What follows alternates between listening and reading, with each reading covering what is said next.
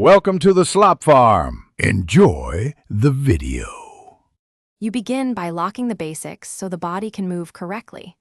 Establish a stable spine angle and feel 55/45 weight on your feet. This prevents early standing up. Once set, initiate a controlled shoulder turn while keeping your hands and arms connected to the torso. This first move teaches your lower body to lead. Make sure to sense the butt back during the backswing, because preserving that tilt is the single best way to stop early extension when you start the downswing. You now focus on sequencing.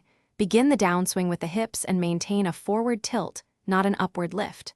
Once the hips rotate, let the torso and arms follow. This preserves spine angle and prevents extension. Practice a slow motion drill at 50% speed for 10-15 reps, feeling the lead knee stay flexed and the trail hip clear back. Make sure to pause at impact position during the drill, because that feedback ingrains the correct lower body lead and timing. You finish by integrating the motor pattern into full swings.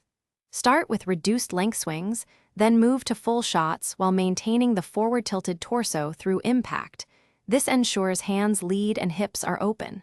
Once done, film a few swings to confirm hands ahead and spine steady at impact. If early extension returns, do the chair behind butt drill for 5-7 repetitions to reteach the feel. This single troubleshooting step quickly highlights and corrects the tendency to stand up. Thanks for watching. Consider subscribing if we helped you today.